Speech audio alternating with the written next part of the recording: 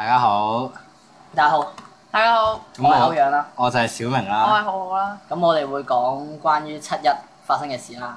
係咯。咁3件事主要就咁7月1號入邊咧，嗱，台灣就發生咗啲嘢啦，即係香港入邊又發生咗2件事嘅喎。咁咧，我哋最主要香港發生咗2件事咧，唔係慶回歸嘅酒會嗰啲嘢啦，或者係7·1遊行啦，最主要係7·1遊完行之後發生嗰2件事。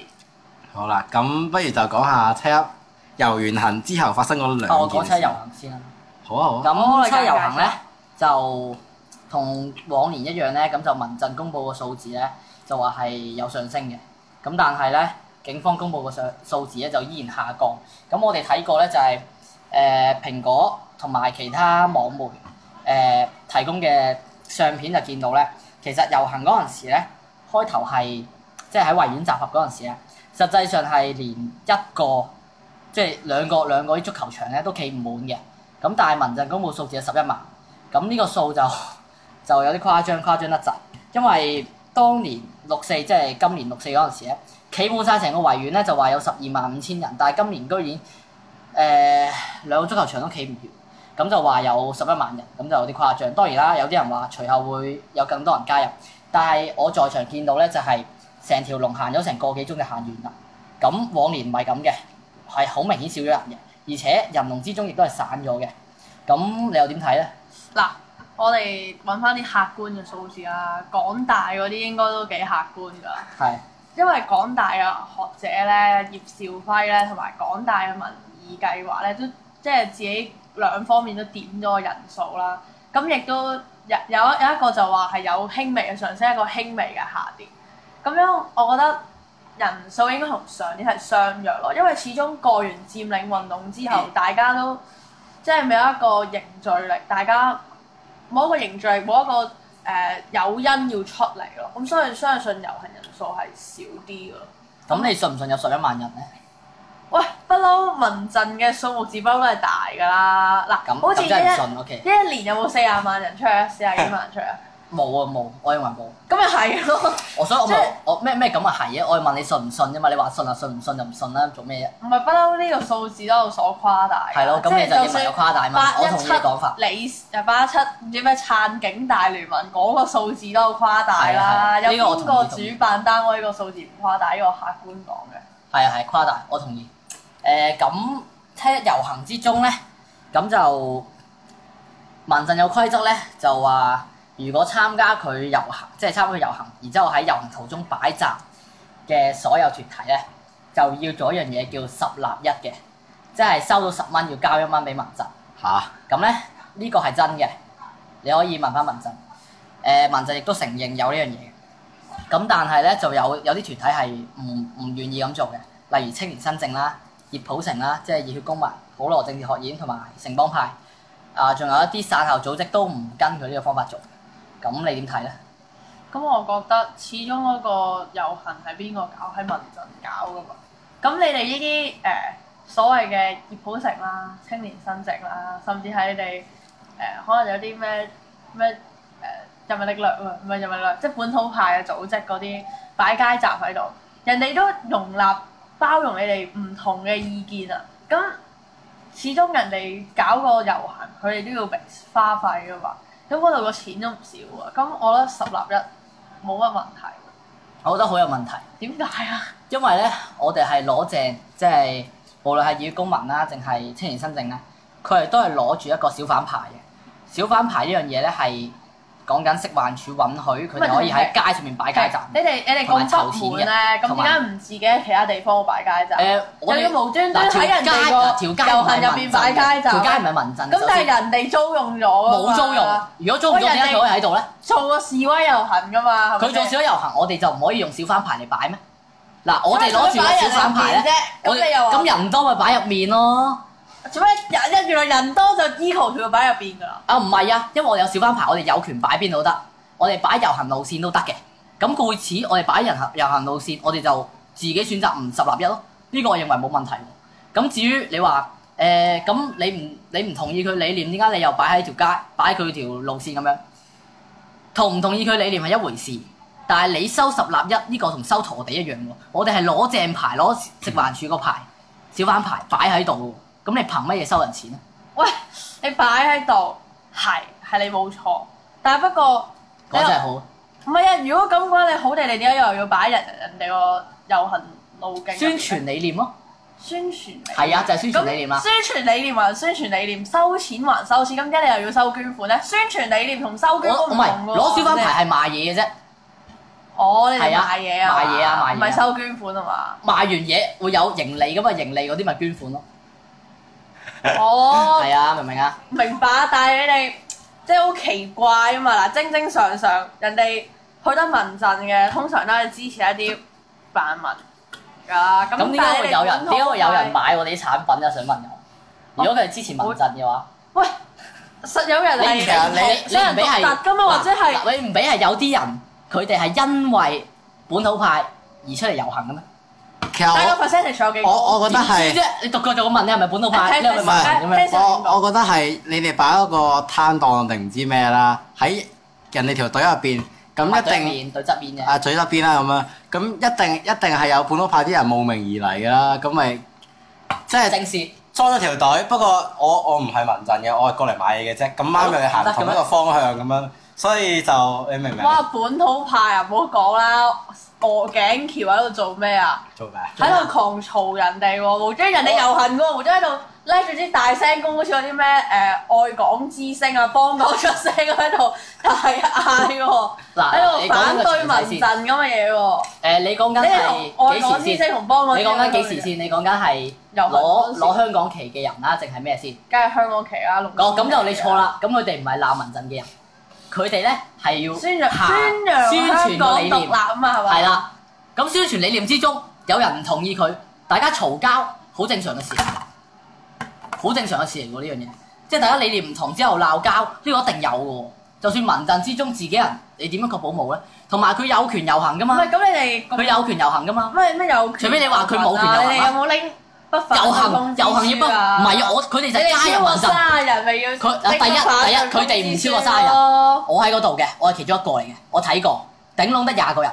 20個人之中咧，佢哋係參與民陣嘅，我哋都係參與民陣嘅。只不過我參與民陣之中，亂啊嘛，唔係我都明白嘅。宣傳理念，從來都係宣傳理念，所以你冇得話㗎。你話包容人哋唔同意見，咁你憑乜嘢攔住人哋遊行咧？參與民陣啦，我參與民陣啦，但咁你又擺街站，咁你唔爭再咪遊埋行咯？你仲想點啊？俾埋面你遊行啦，而家俾埋面遊行啫，冇人話我要你遊行㗎，係咪先？咩？我有權遊行㗎嘛？你哋嗰20幾個，我係咪冇權遊行先？唔係，我哋係咪冇權啊？咁咪啱咯。不過你既然唔同意個理念，咁又出嚟跟佢哋遊行。嗱，我唔同意嘅理念唔代表我唔可以去佢嘅遊行嘅。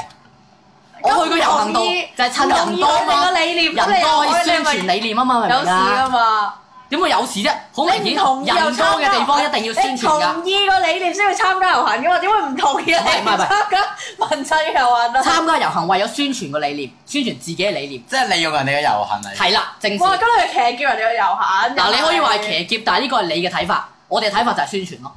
哇！即係你啲詞語同共產黨嗰時25000里長征，咁但係實際上係方樂而逃喎。有咩分別啊？你落荒而逃啊！落荒而逃唔係方樂，冇方樂。冇啊先，完全冇分別啦！大家都聽到啦。我係完全有分別啊！你聽翻，你唔信你回帶聽。每一個人個睇法唔同噶嘛，你睇你個角度喺邊啫嘛。所以佢話25000里長征，即係如果共產黨講，其實我哋去駁佢，只能夠話客觀上佢唔係咁咯，客觀上佢唔係咁，我哋睇法唔係咁咯。咁但係如果佢夾硬話長征嘅，我哋都冇佢符㗎。咁我哋佢眼裏係長征㗎嘛，但係我哋講緊嘅係宣傳理念，而且呢個宣傳理念當中，如果你咁勁嘅話，係要宣傳理念嘅，點解唔自己整條遊行出嚟自己搞？咁我哋自己搞嗰啲人都係信服我哋先會過嚟㗎嘛。咁唔係你可以咁我哋點樣宣傳理念？即係你覺得喺邊度搞冇乜所謂？即係又騎劫人哋嘅遊行？定係你想喺佢哋民陣嗰條隊入邊吸翻啲人？多啲人嘅地方去宣傳我哋理念，令到人哋了解我哋理念，繼而加入我哋理念。咁冇理由得民陣嗰條隊嗰個地方先多人㗎。民陣係最多啊！民陣就係聲稱有11萬人嘛。但係你都知道，隊嘅咋，七一就係民陣嗰條隊嘅咋。咁你都知道人哋遊行10有8、9都係撐民陣嘅，咁你嗰度，你有冇質疑過自己嗰個唔係10有8、9，撐民陣㗎，唔係㗎。總之都係大部分啦。都唔係㗎，佢哋係因為咗反對呢個，即係佢哋支持呢個689下台，所以先參加民陣嘅呢個遊行嘅。因為7·1你見7·1個遊行年年都擺㗎嘛，啲人不滿嗰陣時就7·1走出嚟講自己理念㗎嘛，唔一定撐民陣㗎，主要係反對政府多啲嘅。嗱，我有個問題喎。人哋民陣咧搞個遊行咧，最主要係你想抗議政府嘅唔知啲咩施政咁嘅嘢啦，出聲抗議啦。但係你哋又將個遊行嘅理念完全歪曲咗，作為宣傳係唔係騎劫個遊行，兼且仲要宣傳你哋所謂嘅良好嘅理念喎。點先叫騎劫先？你意思騎劫係點先？你點樣？我哋行過去攞支旗舉起，呢個叫騎劫咩？點解叫騎劫先？你根本將嗰個遊行嘅道理同埋原意完全扭曲咗。冇啊！佢係話你參加7·1遊行，就係為咗反對呢個政府嘛，就係想表達你自己。咁佢反對梁振英啫。咪係咯，梁振英咪就係政府嘅一部分咯。咁但係你哋唔係喎，你哋係反對政府，都係反對政府。你哋係舉，如果唔係佢都舉旗支持獨立，有咩關係啊？好有關係，我哋都係反對呢個政府，就係嫌佢點解唔俾獨立我哋，點解要我哋爭取獨立？同埋咧，照有啲人所講就係話，我見到有輪椅啦，咁就都係嚟7·1遊行嘅，咁就話要咩輪椅津貼咁樣啦，即係自己生活要交多啲錢咁樣。咁佢哋個理念，你覺得係反對政府咩？即係反對呢個，即係意思係佢同意呢個決戰689咩？呢個未必嘅喎，可能佢只能夠係為你講話每人有唔同嘅目的，每人有唔同嘅意願，但係佢哋係因為不滿一個政府嘅，我哋都係不滿呢個政府施政。點解我哋好滿意政府施政咧？大佬，你哋而家唔係不滿政府施政咯，決唔決定獨立唔係政府決定嘅咯，係中華人民共和國決定嘅咯。你哋可唔可以獨立？完全唔係香港政府決定到嘅喎。嗱，首先係咁嘅，我哋就係因為嫌呢個政府做得唔好，所以先要爭取獨立。咁所以係有連貫性嘅，就係正係呢個政府做得唔好，所以我哋要求獨立。咁要求獨立嗰陣時就要宣傳啦。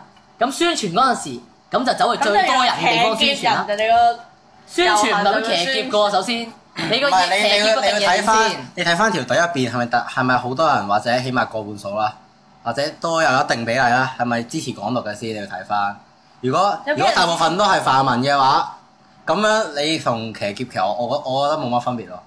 你個騎劫意思係點先？你個定義係點先？唔係即係一啲類似咩先叫騎劫先？你先？你意思係我哋好多人圍住你成條隊，遮住晒你，咁樣叫騎劫啊？淨係得個廿丁友走過嚟宣傳理念叫騎劫先？咁廿丁友就唔可以騎劫㗎。嗱，如果你所講，你話騎劫，從來冇衝擊防線，冇衝擊警防線，冇我喺度。個問題係咩咧？就係話，如果你話騎劫嘅話，即係如果你話理念唔同就騎劫嘅話，咁嗰啲即係揸住輪椅嗰啲，佢哋都係騎劫嚟嘅，照咁講。因為佢哋個理念唔係話決戰689喎，佢哋係要爭取呢個輪椅津貼增加喎咁樣。咁照你所講，佢哋都係騎劫嚟喎，因為理念唔同嘛。唔係咯，但係民陣個原意就係你哋原來有啲不滿政府嘅施政就可以出嚟講，即係例如即係咪增加如果唔係不滿政府嘅施政就唔可以出嚟講先？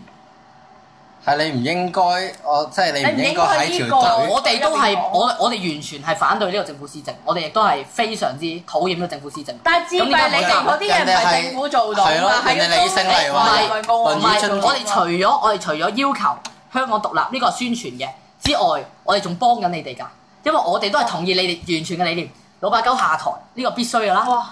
689做嘅施政全部廢除都係啱㗎啦。我哋完全同意你理念。我一時又話係我哋同意你理念，我哋正就係同意你理念，跟隨人哋，但係一時又話嗱我哋走得近泛民中人，梗係唔係泛民中人啦？咁你又出嚟行人哋個民陣，出嚟行就代表泛民中人㗎，出嚟行就代表泛民中人。你打對頭嗰班咩人先？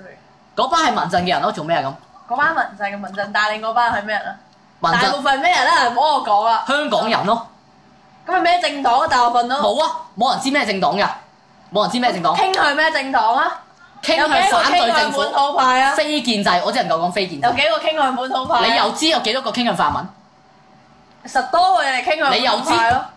你睇翻香港支持嗰個率嘅。你睇個支持率係估出嚟啫嘛。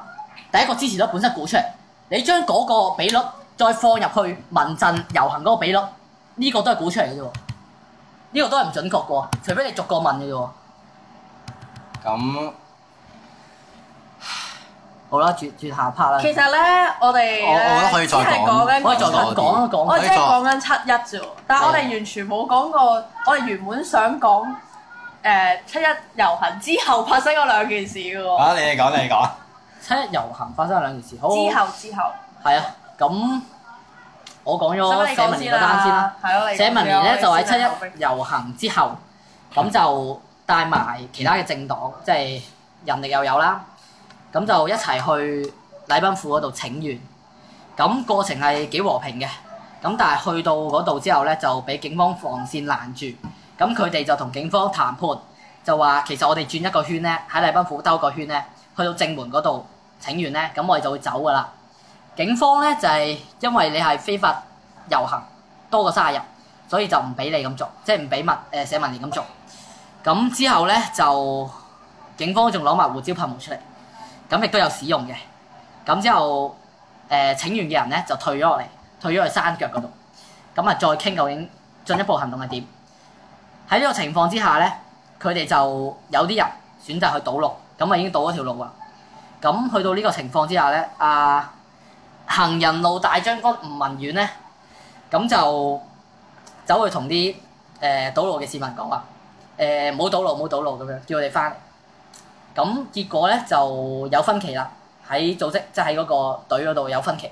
咁就有啲人話要堵路，有啲人話唔使。咁之後長毛出嚟講就話：千錯萬錯都係我嘅錯，係我叫吳文遠，我叫其他政黨唔去堵路嘅咁樣。咁希望大家如果有咩錯咧，就賴晒落我度得㗎啦，唔好賴其他人咁樣。咁件事就講住呢 part 先。咁你有咩睇法咧？究竟呢件事，你覺得警方做得啱唔啱？警方啊，噴胡椒噴霧啊，喺個和平示威度點啊？和平示威啊！等佢哋好似冇拎不反對通知書。係啊，呢個係冇。咁我覺得睇下警方以當時嘅局勢點，即係可能有機會話。人哋唔拎住不反對通知書，全部拎住把刀嘅插句，唔通警方唔開嘢啊？咁呢啲係唔得㗎嘛？即係因為我自己唔係好清楚警方究竟，唔係我唔清楚班示威者係點樣上去，或者係即係個途中過程係點啊？咁所以我就唔能夠好清楚下定究竟警方做嘅做法係有錯有。好啊，咁但係最有趣嘅事情咧，就去到後期喺分歧之後咧。咁就中大學生會會長張翼，佢就同埋幾個本土派咧，就走咗去揾阿長毛。本土派啊，係本土派喎！你哋唔係本土派同泛民唔係同路中人嚟嘅咩？就係唔係參加人哋嗱係由頭到尾冇參加，由頭到尾冇參加過，只係佢路見不平就話點解你要阻止人哋堵路咧？佢就問咗一條問題。之後咧，呢個中大學生會會長咧就俾人圍啦。俾人圍之外咧，仲要俾人踢，同埋俾吳文遠打，搞到佢要避去地鐵站度避，去地鐵站度避咧，仲要有社民連嘅人衝入去地鐵站度，又好似恐嚇佢咁。成件事情就係咁樣。咁中大學生會會長張翼又出咗聲明，中大學生會自己都出咗聲明，咁就係譴責呢啲暴力嘅行為嘅，認為喺一個和平理性嘅溝通之下，點解要使用暴力咧？就係呢樣嘢。報咗警未？佢而家選擇緊報唔報警，因為佢唔信得警方，因為見七警打人都冇事，所以佢考慮緊報唔報。喂，報唔報警又唔報警。嗱，首先唔報警係咪即係代表佢冇俾人打先？唔係噶嘛。唔係，我想問佢有冇傷痕？有傷痕有傷痕。咁又唔去醫院驗下傷？佢都唔打算報警，或者佢未決定報警，咁驗咩傷咧？咁即係你而家口無，即係。你即係得把口啫喎！如果你咁講嘅話，咁阿李波嘅口嚟嘅喎，林榮基嘅口嚟嘅喎。你又唔好拉到最極端去睇佢有冇打人。佢嗱，首先佢有冇打人呢樣嘢咧？唔係第一樣嘢嗱，而家係你自己片面支持嘅。唔係啊，首先我哋影到吳文遠。唔係嗱，咁樣拍，用隻手。係咪一開波係咪真係吳文遠開？吳文遠唔係第一個踢嘅，吳文遠唔係第一個打。會唔會可能係人哋中大學生會？唔會挑人先，或者係開片先咧？我已經唔知喎。總之喐手嗰個係社民連，之後中大學生會會長由頭到尾冇還過拖嘅。哇！呢個係社民連自己都咁講嘅。哦，佢話中大學生會會長冇還拖嘅。社民連啊，係啊，唔問語啦。佢個聲明寫㗎，就話佢係冇打人嘅，即係中大學生會會長冇打人嘅。咁但係佢就話，咁但係好地地都俾人打啦。你覺得係俾人打過係有錯啊？係咪咁講啊？唔係啊，好地地要俾人打。佢去即係你一條街。其實政見問題咯。呢個政見問題，呢個政見問題。哦。但係政見問題唔代表佢打人。咁之後咧，社民連嘅人咧，人力嘅人咧就講咩咧？就話你有事咪去報警咯，喺度嘈咩啫？有啲人就話你唔好用武嘅咩？人哋打你，你唔打翻佢啊？呢兩個 point 啫，你點睇咧？呢兩個 point，第一個 point 係即係有事咪報警咯，嘈咩嘈？我咪話點解唔報警咯？頭先你都解答咗我啦。好啦，咁第二個 point 呢個 point 唔使講。咁第二個 point 係咩啊？就係 sorry 講多次。你哋唔係好用武咩？係咪口頭用武？點解人哋打你，你唔打翻佢咧？唔係，不過呢個係事實嚟㗎啦。你哋自己第但係唔合邏輯咯，我覺得。講之後講得啱做我講啊，我意思係佢唔還手唔合邏輯咯。還手唔合邏輯。因為你正常你俾人打，你基於保護自己嗰個除非你唔嗰個目的，夠打啦。你係要你可以梗係唔夠打啦，一個除非你打你可以合理咁引用一個即係嗰個叫咩自我還擊，唔係自我防衛㗎嘛，你可以自我防衛㗎嘛係咯，但係你唔自我防衛嗱㗎。，我咁睇啦，第一佢唔夠抽嘅，第二就係因為10幾個人圍住佢，佢係唔唔夠抽。夠抽啊？定係人哋唔夠抽撳住第二呢你就係打又還手還？第二咧就係佢選擇打唔打，即係還唔還擊咧，呢個佢自己選擇嚟嘅，同所謂佢嘅理念係兩回事嚟嘅。我覺得唔係佢選唔選擇咯，係因為佢都還唔到咯。你俾人撳咗地下，你點唔係，佢冇俾人撳咗地下，而係俾10幾人圍住，係走唔到。咁至於後面就啲朋友梗係救佢出嚟啦，咁啊衝咗去地鐵站。咁喺呢個情況之下，我講緊夠唔夠人打呢樣嘢都唔係最重點，最重點就係其實佢嘅理念同佢遇到啲人打佢咧兩回事嚟嘅。佢所謂本土派嘅勇武理念咧，係對個政權或者對個政權嘅走狗，即係所謂政權嘅一啲防衛措施啦，例如警察啦，例如鐵馬啦呢堆嘢，而唔係對政見唔同嘅人。因為你政見唔同嘅人，大家係有表達自由噶嘛，所以你冇權去揼佢噶，冇實。所以如果話因為你嘅政見係勇武，而點解人哋打你唔打佢咧？即係嗰種勇武唔係用喺一個手無寸鐵嘅呢啲社民連上面，而係用喺所謂呢個政權上面。所以嗰種勇武講法咧，唔完全同呢個所謂呢種俾人打翻人呢樣嘢係兩回事嚟嘅。即係我咁睇咯。如果佢個講法之後就社民連出聲明就話冇打人啊，冇打人。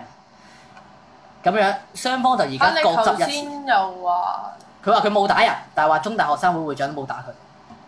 冇講錯，哦但係問題係，究竟佢同中大學生會會長邊個啱咧？呢樣嘢嗱片就影到㗎啦，影到咩咧？第一就係有人起腳踢張翼，第二咧就影到吳文遠大將軍咧就攞隻手，即係喺張翼走去地鐵站嗰陣時，攞隻手咁樣拍佢膊頭，拍咗3下。拍佢膊頭啊嘛！首先呢一下唔知幾大力。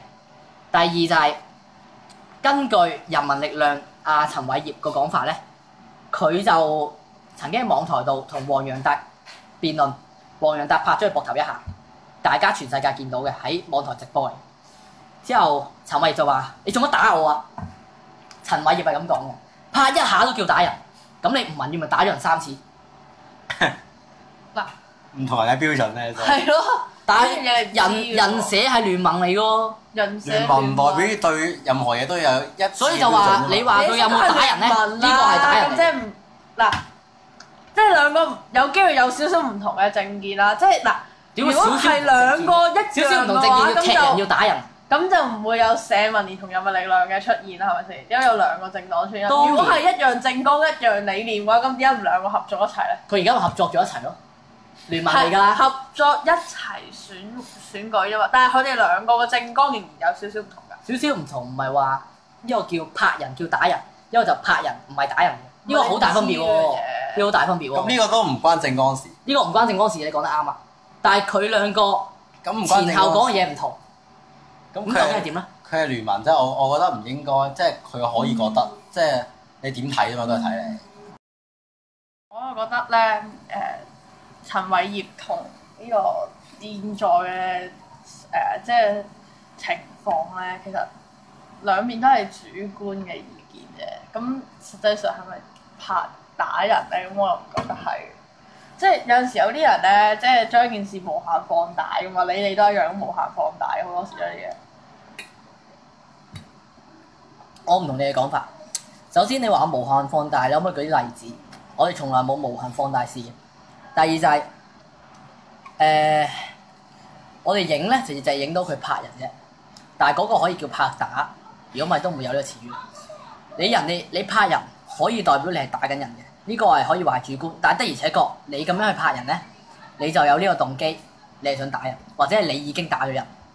你冇可能話好大咁拍人，咁都可能係打你喎。如果唔係，你冇可能話我呢都係拍你咋，輕力又係拍，大又係拍。所以呢樣嘢其實係你可以話主觀，但係的而且確呢個係由受害者去定性嘅。第二就係、無限放大嗰樣嘢，我認為冇呢件事啦。第三就係、即使呢件事唔講，踢人嗰度都係影到嘅。踢人嗰度係踢阿張譯嘅，係喺人群之中踢張譯嘅。而張譯係話：你腳做乜嘢？你腳做乜嘢咁樣？之後嗰個人就縮。呢件事係影到嘅，所以踢人同埋打人。唔係咁，你唔俾有機會咧，人哋個社民連集會咧有啲唔同意見嘅，或者有啲內，好似你呢啲人內鬼喺度咧，即係嗱民陣遊行，你哋都參與啦，係咪先？你又點確保？佢哋都唔係參與。你點確保社民連入邊冇啲咁嘅人咧？即係偽旗行動嚟講。係啊係啊。我哋知佢係邊個嚟嘅，係社民連嘅人嚟㗎，係啦。咁解釋完啦。表面係社民，表面係社民，唔好咁陰謀論啦。你係咪話佢有兩塊面㗎嘛？唔知，我都唔知邊個嚟嘅。社民連嘅人咧，就喺唔同嘅集會見到嘅。邊個名我都唔知佢叫咩名啦，但係大家認得係社民連其他。即係你覺得係本土派嘅人扮社民連嘅人踢本土派嘅人？係係咪咁講啊？係咪咁講？係啊，你要黐咁啫嘅。喂，咁會唔會長毛為本土派嘅人咧？之後咧，你無謂咁將成件事咧就做到好似社民連咁打人，去扇本土派一鑊咧，會唔會咁做啊？定係扇社民連一鑊啊？你咁講，喂，淨係當年咧回歸咧就為咗呢件事啊！當年回歸鄧小平會唔會本土派嘅人？就係為咗塑造今日呢個場面咧，所以咧就整一個回歸啦。咁之後咧，經過呢19年無限放大咯。嗱，見唔見到啊？就係你放大先嘅。歐陽喺度無限放大。嗱，我呢個唔係無限放大，我呢個係用你嘅策略去估計，之後再估計，再估計，再放大，無限放大。唔可以話無限嘅，冇無限㗎，即係有限咁放大到一個好大嘅地步啫。係咯，所以咪話咯，你咁樣去話冇意思咯。嗱，我哋講下第二件事啦。你哋自己之前嗰幾日6月20幾號、6月30號咁喺度，哇吹雞，喺網上呼人哋去中聯辦嗰度集會。係啊。咁都預咗你哋唔會喺中聯辦嗰度搞㗎啦，好正常啊！邊個咁蠢啊？係咪先？咁你哋自然有其他地方，不過咧，唔知點解你哋走漏風啊！走漏風。走漏風，哇！你咁易走漏風嘅你哋。我哋查緊點解會走漏風？哇！人嗰幾萬人好易有間諜嘅啫，其實好正常呢件事。走漏風唔出奇㗎。咁係好多社民連呢個叫有間諜咯。咁甚至警方截停就得啦，甚至攞我哋即係你收手機間諜入咗嚟都得㗎。唔係啊，但係你哋好好笑喎，得幾個喺個中聯辦以外嘅示威區。嗰幾個唔係我哋嘅人嚟㗎，嗰幾個唔係我哋人，嗰啲係素人嚟㗎。其他真正梗係啦，主辦主辦冇俾人捉，主辦嘅人一早已經唔喺度啦，去緊其他地方睇下佢哋嘅其他集會場地望望，究竟有冇機會可以做咗成件事。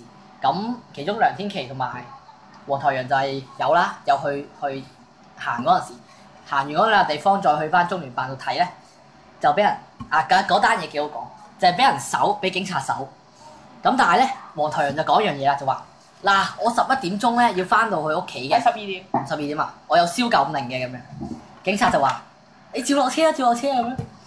即係搞到佢係超過12點鐘先翻到屋企嘅。即係本來警察係好驚啦，我宵禁令喎，如果你阻住佢翻屋企，會唔會法庭罰你警察咁樣？咁但係佢話，因為警方如果係做嘢嘅話咧，咁就宵禁令可以拉後唔緊要咁樣。咁之後成件事咧就係梁天琦直播緊嘅。一路直播嘅，之後直至到俾人搜身嗰陣時咧，佢話唔准拍。嗰陣時幾千人睇住個警察咧，係搶梁天琦嘅手機嘅，之後係影到。喂，你唔好將件事轉移咗先啦。有咩轉移啊我哋講翻，即係你哋你講咯嗱，你哋有個策略，係啊咁點知咁所以策略失敗咪認錯咯。人哋警察有張良計啦，咁以為你哋，咁咪認錯咯，認咗錯啊？有咩但係問題？你哋咁鬼遲先講，你覺得好有點會啫問題點喂，咁你梗係當日先知㗎啦，如果唔係你點先知啊？唔係你未到最後你都唔可以認但係乜都唔輸知嘅。㗎，開波嘅時候，一開波梗係唔知啦。我幾亂啊！一開點會知啫波嘅時候搞到人哋。你亂唔代表係失亂唔代表失敗㗎嘛敗喎，講真，就係要亂啊嘛。如果你都唔亂，即係如果我哋全部都唔亂嘅，但係其實全部網民企晒喺度都唔知咁咪大鑊喂，係你哋嘅支持者都唔知哦。唔係我哋知㗎，我哋知㗎，係你唔知咋。我哋 Telegram group 同 WhatsApp group 全部知㗎，我係知道幾時行動嘅，冇。而本文前嗰個 page 都有出話幾時做咩，幾時做咩，但係佢話因為注滿晒兵，所以就暫時再睇睇消息咁樣樣，係咯，咁就冇即係之後佢哋道歉，3個組織一齊道歉，就話對唔住啲網民同埋對唔住支持者咁樣，係咯。梗係啦，就算你總又有咩效果，全樣都搗亂香港。你啲説話同共產黨冇乜分別，我建議你加入社民連。我加社民連，係啊但社民連反共嘅喎。對我嚟講唔係，所有泛民係建制派黃江下講嘅，而社民連係泛民嘅一種。唔好係點啊？將人哋嘅説話扭曲到無中生有，扭曲啦。黃江亞係咁講㗎，唉算啦講啲咩啊？你黃江係咁講嘅，講七佢就一係咁講。佢話所有嘅泛民其實都係建制派嚟嘅，都係保皇嘅。咁啱啊，冇錯㗎，佢哋係唔支持獨立㗎嘛，從來都係㗎。唔係啊，咁但係好多嘅，例如政改嘅議案，我哋反對㗎，係咪先？咁都係統，咁都叫保皇咁都係喎咁都係保皇。你哋都得㗎，都係統派嚟㗎就係喂，你有冇見知咩叫台灣人係分兩派，即係一派保皇統，嘅定義係咩啊？一派獨，知唔知保統同獨皇嘅定義係得係咩兩派啊？定義嘅啫。你知咩如果係叫保皇統嘅話咧，你就係支持好嗱，我依然哋嚟講，留喺呢個中國知裏面。咩叫保皇嘅？我唔講唔代表我唔知，我而家咪講咯。你講啊！對我嚟講，保皇只要你係支持香港，仲喺呢個中國裏面，我覺得你就係保皇。吓？哇！但係你完全將保皇呢個字唔一定㗎，唔一定㗎。保皇如果嘅定義就係支持該個政府喎。咪係咯，你冇話要推支持翻嗰。個政府，但係喂你我話推翻冇話代表支持㗎冇話蠻僕嘅，冇話蠻僕嘅。唔係，如果我哋講緊嘅統同獨兩派咧，一派就係講緊統就係支持，即係起碼冇呢個概念去反抗。邊度統意思係統獨啊？例如咧，台灣啊，台灣咁樣，統獨兩派，統就係喺中國裏面，即係話例如台灣喺中國裏面，或者香港喺中國裏面。但係如果獨嗰派咧，就係好明言咁樣講出嚟，就話香港唔係中國一部分，台灣唔係中國一部分，佢咁樣分。咁呢就係你嘅分法啫。唔係，去到而家係要咁分。美國會唔會有咁分法？唔會啊嘛。美國梗係冇咁分法啦，大家已經一個國家啦嘛。而家大家一個民主國家底下，大家係冇呢個概念噶嘛。當然啦，咁即係你話有啲美國人話獨立。台灣民主啊？我哋話中國唔民主啫，咁你又話台灣有統同獨呢兩種分法？因為有啲人支持呢個中國共產黨呢種方法嘛，所以佢咪可以話佢係統派咯。但係獨嗰派就完全係抗拒呢個中國共產黨，要抗拒同埋維持台灣嘅現況，甚至獨立。咁就講七一都應該到此為止啦，講到呢度啦。咁不如就講下第二件可以話國際間嘅大事，就係呢個台海唔係即係台灣嗰個導彈誤射事件啦。咁就當然啦，就我覺得就唔係誤射嘅。咁樣就唔知大家點睇咧？咁都唔叫誤射。咁你覺得叫誤射咩？喂，好明顯係誤射啦。雖然係兒戲咗啲。我就唔係幾，即係我又唔係幾覺得咯。即係你誤射機率好少咯。你點可能喺黨慶呢一日誤射先得㗎？我覺得唔出奇喎，真係有機會誤射。同埋如果人哋有心射你啊，就唔會射唔中啦。係咯，都唔會唔過台海嗰條中線啦，係嘛？係咯，都就嚟過㗎啦。一就嚟過，就嚟過，永遠都係未過咯。咁同挑釁冇乜分別㗎喎。美國同韓國軍演咪都係喺北韓邊境嗰度進行。咁有咩問題啊？有咩問題啊？佢有權喺嗰個軍演嘅喎，都係挑釁啦，都算。咁都要挑釁。咁都叫挑釁。咁唔叫咩？尤其敵喂對，尤其而家敵對㗎喎。我只咁講，如果你喺個邊界嗰度去巡航，係咪叫挑釁？巡航同演習兩個性質唔同嘅喎。你所謂巡航都去到邊界嗰度。巡航係即係巡航係睇下自己國土，例如話有冇其他非法入侵者。咁我國土度射導彈咩問題咧？我想問。咁但係你軍演你係點講好咧？仲要係誤射喎，唔係專登射喎。總之我覺得佢射完之後，大佬人哋國防部部長要道歉，之後仲要有幾多人下台道歉下台，整個黨係為呢件事去作出一個解釋。呢啲嘢做出嚟，會唔會就係為咗嗰下誤射咧？我想問，即係為咗嗰下射擊，即係如果佢係專登挑釁嘅話，佢會唔會道歉咧？唔出奇㗎，你個包裝到咁，仲要道歉，仲要下台喎。共產黨做唔做到？我話做唔到，你叫佢下台啊？佢劈死你都有份。哦，咁好正常啦！你今次事件睇到你軍隊入邊嗰啲紀律係幾咁散漫，即係誤射同紀律散漫一回事。唔係你有冇見到啊？武裝嗱，首先武裝監測器啦，之後你發射導彈經過幾重嘅命令啊嘛，你全部都可以避過晒，好似有5重咯，全部避過晒，咁唔叫紀律散漫叫咩啊？佢喺最低，即係去到最低嗰層，佢誤射啊嘛，佢唔係上高下達一個誤射嘅指令嘛，佢係最低嗰層，照你咁講5層，我當第一層可能係國防部，我唔知啦，當例如咁樣一層一層落去，即係個上級命令一層落嚟落到最低射擊嗰個位，咁如果射擊嗰個位誤射，咁你講嗰5層都冇用啦。唔係啊，佢個5重唔係話你要，即係你傳落嚟當然要5層啦，但係你撳嗰個掣你唔係一撳就射到喎，其實你係要你撳完之後，你例如話你上面有啲機關咁樣，你要打好密碼點樣先射到喎，係咁樣嘅喎。但係如果你全部都避過晒嘅話，咁你唔會啊！如果係咁嘅話，作戰嗰陣時點算啊？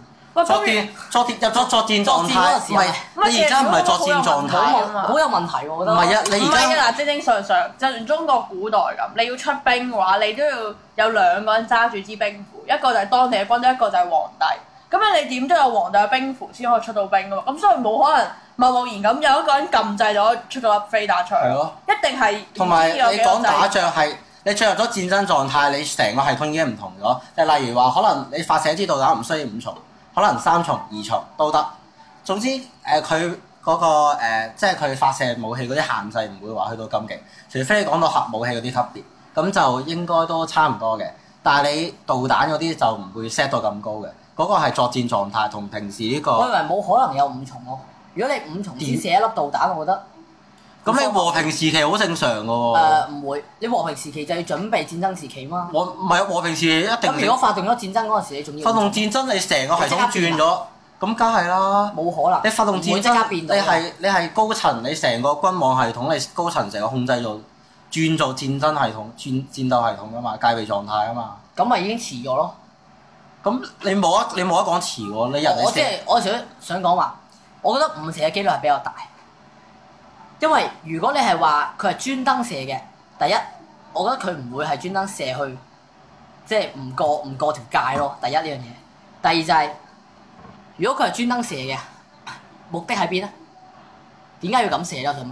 抗議咯，你可以當。即係話大佬，你對面黨慶，你射啲導彈過嚟抗議，其實講得通嘅喎，就好似例如話，你例如話當南韓咁樣，南韓慶祝。咩建國50週年咁樣，你北韓即係試咗核彈，咁其實你都會當係超人嘅。咁好明顯，佢有前車可鑑啊嘛，大家都見到佢之前射核彈係為咗挑釁嘛。但係台灣冇呢樣嘢，台灣從來都冇呢件事。如果佢要挑釁呢一個，代表唔可以第一次㗎。唔係機率細，所以我話比較大機會係誤射咯。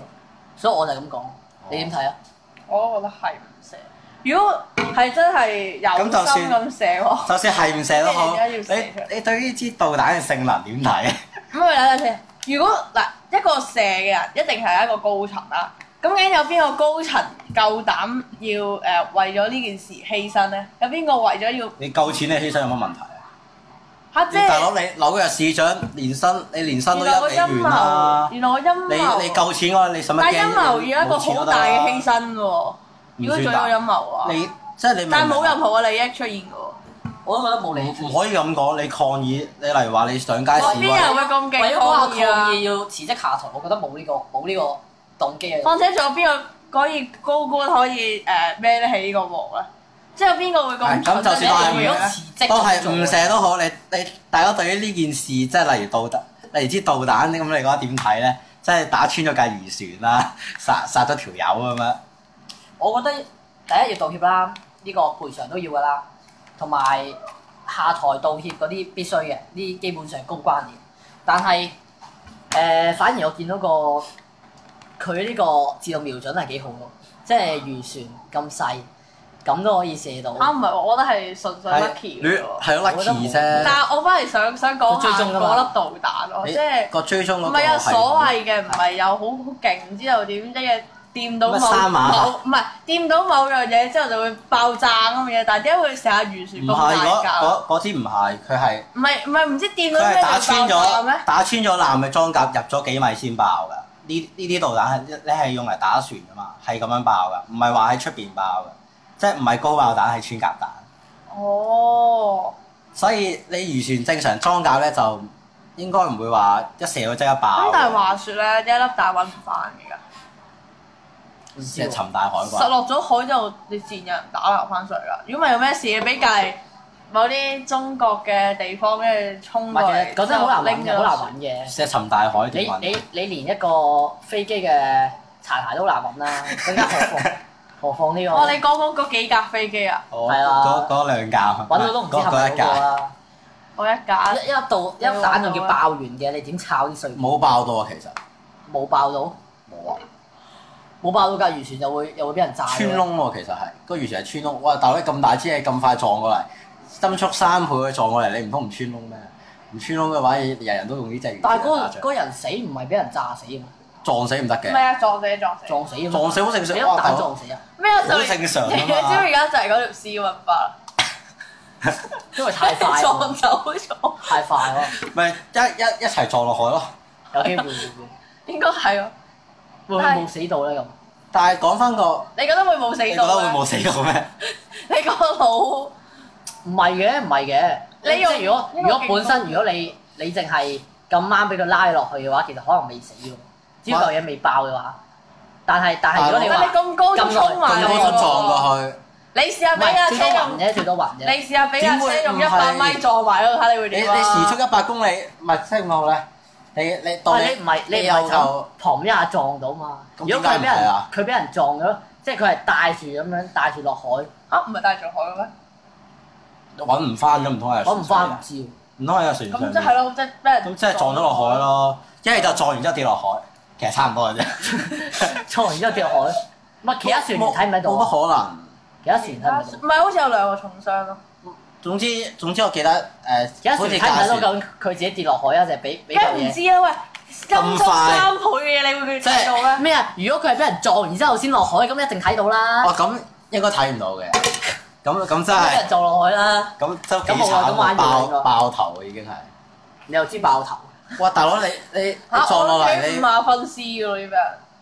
即係你撞中個頭咪爆頭？你淨係撞中個頭就唔會拉咗落海啦。點解唔會啊？唔會啊！你條骨仲有聯繫㗎嘛？點解係撞中個頭咧？點解唔係撞中個身咧？哦，咁撞中個身咪爆身咯，爆肚咯，好冇？點解要爆咧？其實好難爆你咁快。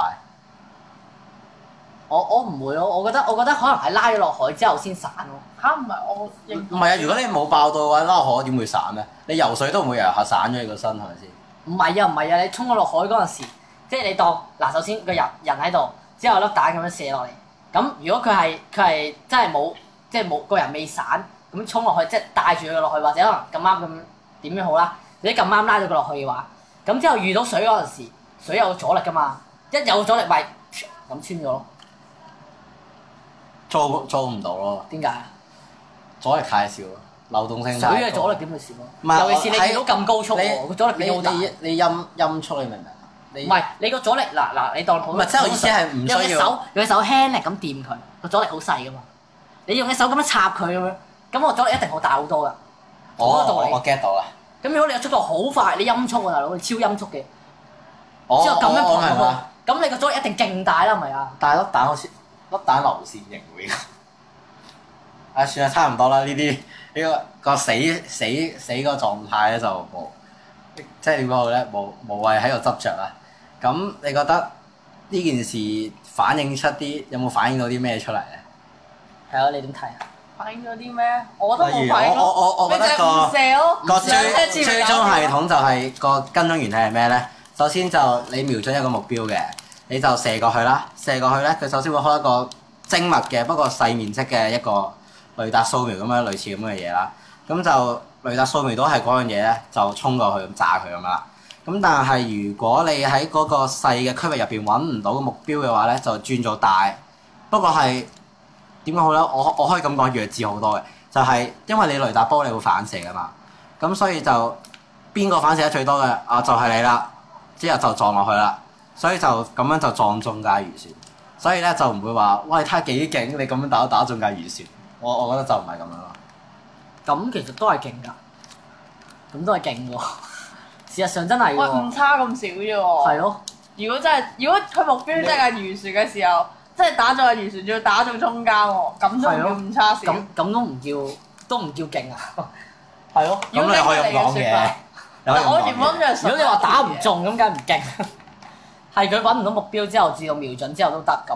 咁如果你話喺現代好易做到。好易做到，但係咁佢都打得中嘛，咁都算勁啦。都算勁嘅。咁唔通叫佢渣咩？佢打中咗叫佢渣。咁但係我即係點好咧？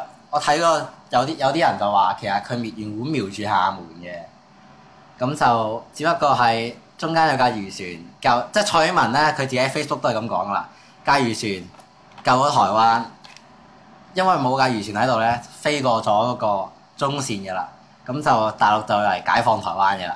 吹大啲，你覺得大陸會夠膽解放打台灣？有乜問題啊？搞笑啊！你首先你所謂個南海所謂九段線，人哋美國派航空母艦過嚟，人哋美國行入去啊，行入去你都唔夠膽同佢開戰啦！超我中國行入去，佢夠膽同我開戰咩咁？你有行入去咩？有啊！你有行入去？起埋機場添。我冇計啊，因為你個南海嘛。你所謂南海你自己主權，同美國冇關係。但我想講就係一導彈打入去你所謂嘅領海裡面，同一個航空母艦走入去領海裡面。一樣道理，你都唔夠膽開戰。點解唔係喎？你例如話你瞄住城市咁樣，你咁打過去，你可能你咁大支導彈打過嚟，你可能幾十幾百條友死咗喎。咁呢個好明顯係敵對行為啦。你正如，但係都唔會開戰㗎，都唔會開戰㗎。你有冇見南北韓打完導彈之後即刻開戰啊？咁你嗱，你最多咪打翻幾導彈嘅因為你一開戰嘅話，你受傷人數仲多。你試下南韓打支導彈過去北韓城市嗰度，你覺得發生咩事？我想講咧就係我哋見到唔係有還擊啊，不過唔會開戰咯。意思係咩咧？就係大家南北韓咯。上次北韓唔知射咗幾支導彈過去南韓，之後射入領海即係佢冇死。唔係領海，直情係佢有冇死到人先？死人就唔知有冇，唔記得咗。咪係咯。之後即刻就射翻啲導彈過去，咪大家互射啫嘛。但係講個做法就係唔會話即刻開戰咯，冇可能嘅，因為粒導彈而開戰。唔可以話冇可能嘅。係冇可能。本來已經咁緊張，你例如有咩緊張？俄羅斯唔想射咗支導彈去美國，咁你覺得美國會唔會還擊啊？都唔會開戰咯，我想講。唔會以開戰嚟解決，因為開戰係一個最終嘅目標。一開戰嘅話，一定會全球咁武斷嘅。如果共產黨係咁，一早即係遲早亡國話俾你聽。雖然遲早都亡㗎啦。咁但係如果你唔開戰嘅話，喂，如果幾好喎，就咁射粒導彈，你即刻開戰咁你瓜得咯，大佬。唔係瓜得咯。如果射支導彈唔開戰，你驚咩古巴導彈危機啫？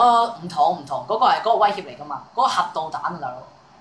核彈頭喺前面嘅喎，講緊係可以令成個即係一個城市甚至一個範圍係完全毀滅變平地咁樣喎。個做法係直情直指人哋首都喎。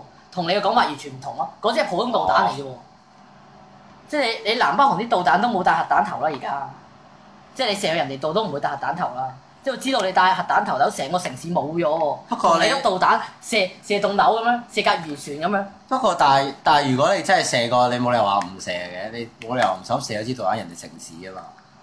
如果係咯，其實如果早瞄準咗之後唔射唔出奇，只不過反而係。